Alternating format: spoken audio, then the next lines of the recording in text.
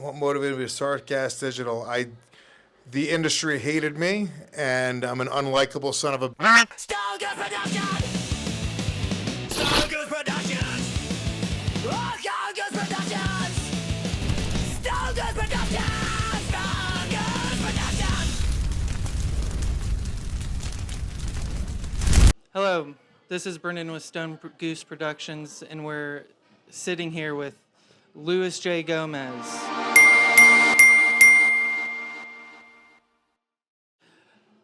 You guys got the least comfortable guy out of the crew. Everyone else is so personable and comfortable. This guy's shaking. I mean, these guys are fucking. These guys have so much confidence behind the cameras. They're like, yeah, what's going on, dude? I'm nervous around them. This guy's a frail leaf. You asked me during the last podcast at the talent show. I came up and juggled, and then I seemed very nervous. You were in the talent show. Yes. That's incredible. Yeah. Okay, now I remember this. Yeah. This is in fucking Vegas. Vegas. Yeah. Hell yeah, dude. That's incredible. Yeah, I was super nervous, and you said... So you haven't gotten any more confidence since then? No. Making sure. I mean, it's been years. You said to me... Oh, I forget that people don't always use microphones, and I'm a comic, and I said, yep. Yeah. But you figured out your mic diction now, which is Yes. good. Good for you. Well, nice to see you again, dude. Yeah, thank you. Nice to see you, too. I also dropped a tangerine on Jason Mewes' face. Good. He deserves it. So what motivated you to start Gas Digital? What motivated me to start Gas Digital? The industry hated me, and I'm an unlikable son of a bitch, and I came from a time where you needed to make people in the industry like you, and I was terrible at that. I would sit down and I was like you. I would go to meetings in like LA, and I did all the shit you were supposed to do, right? I did, I got an agency. I went to Montreal Just for Laughs as a new face, and I got representation, and then they sent me out on all these like whatever they call them, fucking like, it's just like a handful of meetings, general meetings to talk about ideas and who you are. And I was so bad at it. I just wasn't good. I was very like fucking stiff, and I wasn't likable. So all the shit that you were traditionally supposed to do, I couldn't nail. I couldn't get it done. And I had a mild amount of success trying to get the industry to like me. But, I started podcasting, and once I started seeing how you could build your own audience, I was like, fuck it, I don't really need the industry. And it's shifted now. Everyone does this right now, the podcasts and Patreon, and everyone has their own sort of thing, right? And the industry is very irrelevant compared to how it was when I started 20 years ago. Excuse me. But that was kind of what the first thing that I was like, well, I can do my own podcast network. I could do my own festival, my tour management company. Like I did everything myself, specifically because I just didn't want to play that game, right? And when I started Gas Digital, Patreon didn't even exist. Patreon was like a way you would tip musicians, right?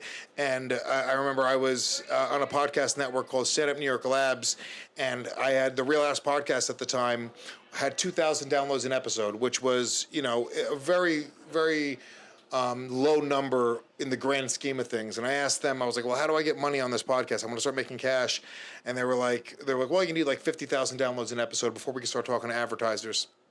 And I was like, there's 2,000 fucking people that are really passionate. Like Legion of Skanks was kind of taken off at that time, but like Real Ass Podcast was on this network. Legion of Skanks was on Anthony Cumia's network. We kind of had a paywall thing. We were making a little bit of money, but I was like, no.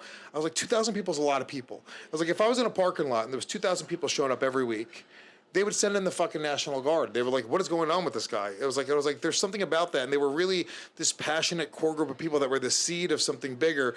So that's kind of when me and Ralph Sutton, we came together. He had his show. It was HSR, and then Dave Smith's Part of the Problem. And no show had more than 2,000 or 3,000 downloads an episode at the time. We had 4 shows that were sort of around the same size.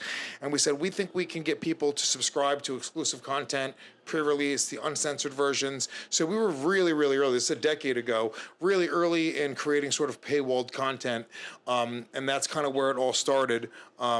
yeah, it was just sort of number one, taking, the ball into my own hands, and then number two, trying to monetize and make a little bit of money off of something that I saw value in that small core group of hardcore fans.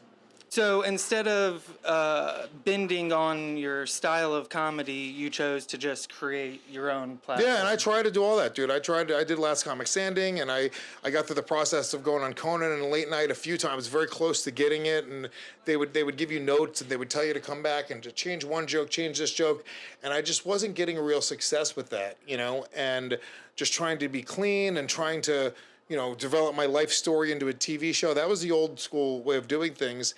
And that I started seeing real success once I started getting fans, right? And I think in this business, you have a couple metrics, fans and cash, right? You could look at those as sort of metrics that kind of show you where you're at in the grand scheme of things. And once those started moving up, I was like, I don't really need somebody else to be a gatekeeper for me. I don't really need gatekeepers. All right. So that brings me... Thank you. That makes me feel better. Good, you're good. Don't worry. All right. I will come to this. So do you think it's... I also wanted the people sexually harass people. That's who he's for. No, yeah, exactly. You could, if you were going the traditional route, I couldn't touch your thigh. I can just take this thigh right now if I wanted to. So do you think that it's a good idea for young comedians to start a podcast and grow with it, or grow and then start a podcast? I mean, there's no real rule there. If you have something unique, I think the days of having 2 or 3 guys sitting around a microphone and talking shit about the same stories that everyone else is talking about are kind of gone, right? That's why we started a show like Story Wars. I think that's the future of podcasting. Also doing a live podcast in front of an audience, it enables you to monetize it very quickly, whereas in order to make money on advertising or Patreon or whatever else, it's sort of a slow build. Whereas if you have a really fun idea for a podcast that's in front of an audience, Kill Tony, Story Wars, Legion of Skanks, you can sell tickets, you give them a unique experience, there's an energy in the room.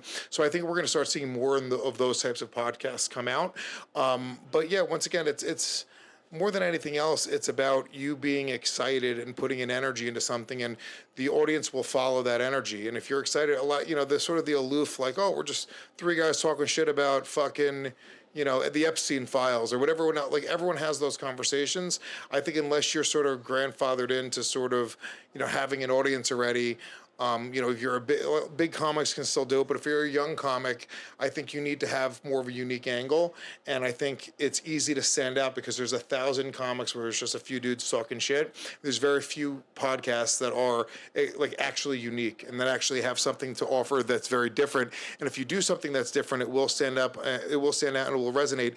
The guys before you paved the way. Like, there's hardcore comedy fans. You see here tonight, these people are all fans. Like, I don't get, like, it's not like I have credits where people are like, oh, that guy was on The Tonight Show, let me go watch him. Like, they're coming because they saw me on a podcast, or they saw me on Rogan, or they saw me on Kill Tony, or they've heard about Skankfest, or peripherally they see me doing what I do, and then they'll show up to these shows. But those people are also they're hardcore comedy fans. Like, those are real deal. Like, my fans are real comedy fans, and if you give them something to satiate their appetite, they will buy into it and they will hook into it. So if I was going to be a young comic coming up right now, I just want to do something really unique and start from there. It's like, what am I need to do something that's completely in a category of one that's nothing like anybody else. I was thinking a themed podcast would go a lot further than of just course. Guys talking. Yeah, it's just you need to be different. That's one of the things that I've always tried to be. Is I try to be unique.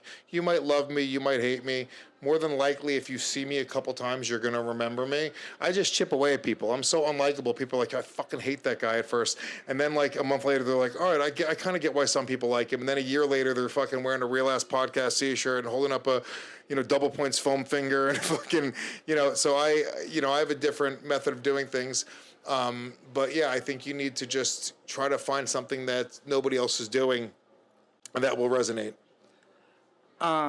So I've seen Story Wars. It's a fantastic. It's one of my favorite podcasts. I've seen a couple posters for shows where people are trying to do basically the same show. Does that annoy you, or does it kind of make you feel like good that people are mimicking? Annoy me is not the word. Like, once again, like, being unique is such an important part of this business. And I've seen that happen with Kill Tony. People kind of do Kill Tony knockoff shows, and you kind of go, it's like, do something that's your own. Do something that's unique.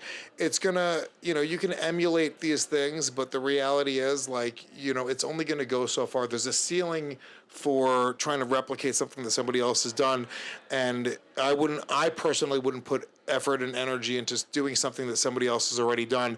I hosted the Roastmasters show in New York City, right? And Roast Battle came first, but like, I only did that because Jeff Ross and Brian Moses asked us to. They were like, we want to do a New York version. Will you host it? Will you get Big J and Rich Voss and Bobby Kelly and all these guys would regularly come out and judge it? And we started blowing it up, and we were actually doing it on YouTube and we did it on Gas Digital, and we were putting out these videos that went mega viral before the Roast Battle show was just in the Belly Room. They weren't taping it. They would do it on like Periscope back in the day. So you get like when me and Kim Congdon battled each other, this is like, pretty deep into me doing Roastmasters. It was on Periscope with shitty video. If you look up that video, it was like really shitty quality. So it's like we actually kind of blew that show up by doing it in New York. And the reality is I think New York had some of the best roasters and the best roast writers. And it was this new energetic thing. But the only reason that I would even do something like that was because I got Jeff Ross's and Brian Moses, not only blessing, but we had a meeting and they were like, we want to do it in New York. Will you be the guy? And that's kind of how that came about. But even that, I was kind of like, this isn't my thing. I need to do my own thing, and it can't be something that is somebody else's baby. So am I offended if I'm complimented that people think it's cool enough? But at the same time, like if I was going to give those people advice, I'd be like, if you're going to put that much energy into something, it's only going to go so far. Like that's the truth. Like we have the show trademarked, and we're doing an app, and it's going to be a pretty big show. So how far is a show that's going to just sort of be a copycat show going to go? What path, for newer comedians who are not going on the path of clean comedy, if there's any advice, do you think they should just, try to work out a clean set to get in good with the clubs, or? I don't even know if the clubs care about that. I mean, maybe they do. I don't know. Like, I don't know. Like, clean comedy was always something that I really respect. My son's godfather is Nate Bargatze, and he's the cleanest comic in the country. One of my favorites. He's a fucking bazillionaire, and he just did the final Legion of Skanks with Dave Smith last week. And, Nate's a really old friend who I used to open up for, and I used to try to clean up my show so I can open up for him, and it just didn't really work out. You have to be yourself, right? You have to trust those sensibilities, and whatever you found funny, you're going to try to emulate, right? So if I always think taste is one of the most important things in comedy, right? So if you want to be a comic, do all of your friends think you're funny? Were you the funny kid at the lunch table when you were hanging out with your friends in high school? Were they like, yo, that guy's hilarious? Were you making everyone laugh? That's like having having a rhythm and becoming a dancer, right? You don't know the technique or the skill set yet, but you're like, no, this guy's got rhythm. He understands, the beat, right? And then you go like, well, where's your taste? Do you think great comedy is great, right? And if you're trying to emulate great comedy and you're naturally funny, you'll find your path and you'll find your voice, right? Your voice is who you were at the lunch table with your friends. The same reason that your three best friends think you're funny, you're trying to capture that and make everyone see it, right? And trying to be clean, if that's not who you are, it's, in my opinion, it's a waste and it's going to be disingenuous. And being genuine in comedy is one of the most important things. Being unique in comedy is one of the most important things. So, I wouldn't suggest anything except for kind of those two sort of like divining rods of where to go. It's like, are you funny? And we were all trying to emulate Dave Attell and Patrice O'Neill when we were coming up, and great comics. This is like where we always talk about, like, sort of like the New York attitude. Everyone in New York thinks they stink. If you talk to Joe List and Mark Normand and Dave Attell, who's the greatest comic ever, like, ask them how they feel about their comedy. They're like, I stink. Like, that's just like the natural thing. And we're not faking it. It's because we love great comedy, and we'll never see ourselves being as good as Patrice O'Neill or Norm Macdonald or Dave Attell or any of the greats, right? And you shouldn't think you're there. And the guys that think that move to Austin. And those guys like, oh, I'm great. Yeah, okay. Go to LA, go to Austin. In New York, you become great by sort of beating yourself down over and over and over again. And you can't, there's no shortcuts. I always compare stand-up comedy to like jiu-jitsu, in that the only way to get good at jiu-jitsu is you have to go through the promotions, go through the belts, you go through the mat time, you just grind it and grind it and grind it. And, you know, I'm like a purple belt now in comedy, but I look at the brown belt and the black belts and I'm going, I'm never going to get there. Like, those guys are fucking geniuses. And the black belts think that they're purple belts. It's the truth, right?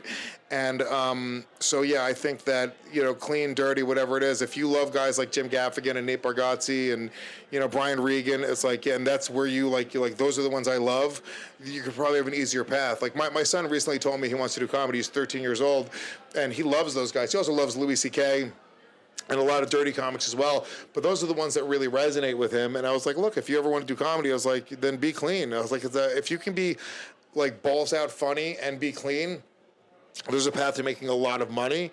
And, you know, once again, you know, making money is important. Obviously, I'm an artist and I want to, you know, be true to my art, but I also want to have nice things and I want to be able to experience great things in life, and having a little bit of cashola makes that a little bit easier.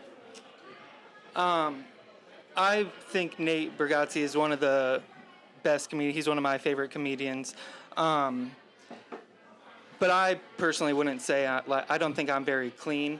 Yeah. Well, don't be. But I still enjoy clean comedy. Of course. Well, that's the funny part about Nate is you don't even notice that he's clean until somebody points out how clean he is. Yeah. You know, he's brilliant. You know, and that's the thing that like Brian Regan, Jim Gaffigan, there's bite to what they do.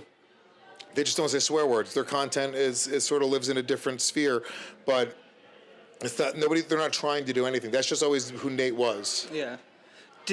So Nate came and surprised y'all on Dave's final episode. Did y'all have to change what you were planning a little bit, or? No. Nate knew what he was getting into, you know? And Nate is so big at this point that I don't think that it would matter. Like, you know, he's sitting next to us. People know his history. I think it gets him a lot of street cred as well. Yeah. By coming in and once in a while doing a Story Wars or a Legion of Skanks. But we also don't try to trap him. We're not trying to, like, let's say the most fucked up thing possible to make Nate uncomfortable. You know, you have to know who you're playing ball with, right? Like, so I don't make people uncomfortable. I want to make people, you know, excited to be on the show, and I want to get the best out of them. That's, you know, when you're doing a podcast, you're collaborating with people, and you're not just trying to get off and making yourself look good. You're trying to literally create. Collaboration is, you know, I'm a collaborator deep down, right? That's what I've been doing for the longest time, and I work with a lot of people, whether it's on, you know, doing podcasts, producing a festival like Skankfest, working on Gas Digital. I mean, I have a few hundred people that I work with collectively, and, you know, I there's something really beautiful about that chaos, and, like, everyone's ideas are bumping into each other, and you create, like, you know, you create moments that you could never get to individually, or you can never get to again. You can never get to with another person. It's not just one size fits all. When you're dealing, especially high-level comedians and high-level entertainers and high-level business people, this chaos creates these moments where you go like, well, we just fucking created a unique moment that will, and this is why I think a show like Legion of Skanks, you know, we're one of the only shows that have big moments, like really moments that kind of like, you know, that are like relevant within the sort of the comedy culture, right? You hear about moments with Legion of Skanks where Dan Soder's pranking the Fox News reporter, or we do that poem, or we have, you know, the election for during the pandemic. We have all these like big moments, and every year there's a few of them, and most podcasts are just guys kind of talking shit, whereas we create moments, and I think it's because we trust each other to sort of bounce into each other and create this beautiful chaos, and we, you know, end up in a place where none of us have ever planned it. One of my favorite moments was when you had Sal Vulcano on. It was an old episode, and a lady and her son came to see Sal Vulcano, and you could tell they were like a little standoffish at first, but then they really got into it, and they started having a lot of fun, and it's just one of my favorite. There's not really a question for that. No, it's fine. But no, like even guys like Sal, like a lot of the guys that will come and do Legion of Skanks still, to this day, it's because, you know, I think that there's like, you know, there's like sort of this like, if you don't know and you're on the outside, you're like, oh, those guys are edge lords. You know, people take it even further and will call us Nazis, or they'll call us alt-right, or like, and the people that know, the reason that somebody like Nate Bargatze or Sal Vulcano or any of these guys will come onto our shows is because they know we are just trying to be funny, and we don't really adhere to sort of the societal norms when it comes to the words you're supposed to say and not say. Luckily, there's a lot of real Nazis on Twitter now. I'm so happy about all of the real Nazis that are out there, because we were the only fucking guys saying shit that we were like years ago during 2016 to 2020 when Trump first got into office. it was a scary time because there weren't many people saying a lot of these no words, right? But now there's real fucking dudes that are out there that are pretty fucking hateful, and they kind of shield us now because it's like people say, they see Legion of Skanks now, they're like, oh, those guys are mild. We haven't changed. We still say all the stupid shit you're supposed to say. There's just really fucking hateful people out there. So I'm glad Elon Musk bought Twitter. I'm glad that it turned into a cesspool for fucking hate because it allows us to kind of play in this sort of like sphere of like still saying fucked up shit, but it's like it's very it becomes, it just shines a light on how apparent it is that we're trying to be funny, and it doesn't come from a place of hate. We're like none of us have any hate in our heart for anybody. We're just trying to be funny, and sometimes saying the most fucked up shit is the funniest thing to say, and you don't know until you say it, right? That's a great old Patrice O'Neill quote where he was defending Kramer, right, and he was talking about how a funny joke and a not funny joke come from the same place. It's this kernel where you're trying to be funny, right? But you don't know until you try it. You have to like step over the ledge, and it's like sometimes it fails, and that's all it should be. If it's an attempt to be funny and you bomb, it's like, all right, well, that's all it was. The intent there was just to make everyone laugh. The intent was very pure and honest and good. So that's the difference between kind of what we do, and if you see some people on Twitter or X, a lot of the cesspool horseshit that's out there that we really try not to associate with. Like we don't really invite those guys on our show. People are like, oh, you should have this guy on. It's like, he's great. He loves Hitler. It's like, well, that's not what we do. So we're not inviting Chris D'Elia. Well, no, he's got some good ideas. But. What is the hardest part about rollerblading when you don't have a dad to tell you're gay? You piece of shit. You had to get that one off? I really wanted to get that one off. It's all good. Yeah, well, now I'm going to be sad. Thank you. Go to the book. All right. You just released Knives and Spoons. Is there something that you're hoping the reader gains from this book? Gains? I mean, look, it's... I think people know the kind of background that I had, and I had a tough life, and I believe deeply that there's a path to almost anything, right? And I think I'm proof of that. Like, my mom was a heroin addict. My dad was murdered when I was 4 years old, and I dealt with a lot of abuse, and I was able to jump a few classes. I do pretty well for myself now. I'm not like a household name. I kind of created these worlds and created these ways to make money and to create a nice life for my son and my family. And I hope that when people read it, sometimes people get stuck in a moment, right? And you kind of like, you're going like, fuck, dude, life is hitting me hard.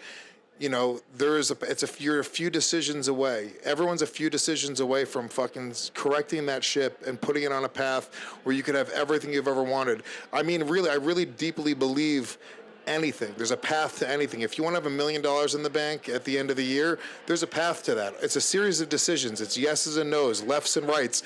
The path isn't always apparent, you know what I'm saying? But most people don't even take the step because they don't believe that. They kind of sit and they go like, all right, well, this is life. It sucks, and I have hardships, and my life sucked, and my mom was on drugs, or I was in an abusive relationship, or whatever it is. Like, if you can break through that mentality and go like, all right, I can make a few decisions to put myself into a different place, and then a couple of those wins happen. You need wins, right? But you're not going to get those wins unless you actually try for it. You have the balls to go out and try to do new things, or put yourself out of your comfort zone, or do something that it's very difficult. Stand-up comedy, people will hear this. Some people are like, oh, these comics, they suck their own dicks. It's like, bro, it is blind faith in something that you don't know is going to work out. If you've been doing comedy for a year or two, you have no idea. 10 years you need to give it minimum to understand if it's even a viable option, right? And that's why I have so much respect for comedians, because we have this blind faith in this thing that, like, in the beginning you stink. You're like, dude, I'm not even good. I don't even know if I'm ever going to get good. But you keep showing up, and there's something really honorable about that, and I have a ton of respect for that. That's why I love all comedians. I mean, even guys that hate my fucking guts, I'm like, dude, like, I'm one handshake and one phone call away from, like, being cool with literally anybody in the world. I don't hate anybody in the world. I don't walk around with that type of resentment literally towards anybody in the world. Like, I'm finally at a place where I can say that. Like, I don't have any of that. So if somebody could take anything from the book, it's, stop living in the negativity in the past, realize that people have had it worse than you. I wasn't dealt the worst hand in the world. People have had worse hands. My hand, I said that in the opening of the book. It's like, I don't have, it wasn't a 2-7 offsuit. I was like, but it's more like pocket fours. That's what I write in the book. And it's like, you don't really know what to do when you have pocket fours. Like, am I going to fucking fold? Am I going to, but the reality is, like, people have terrible hands in life, and you can still win at the game. As long as you're playing it the right way, there's a path to you having everything that you want. Well, I think that's a really great answer. Thanks, man. Yeah. Thank you for hanging with us for a few minutes. Of course, I really you're the man, dude. Thank Appreciate you. Thanks, guys. Hopefully that was good.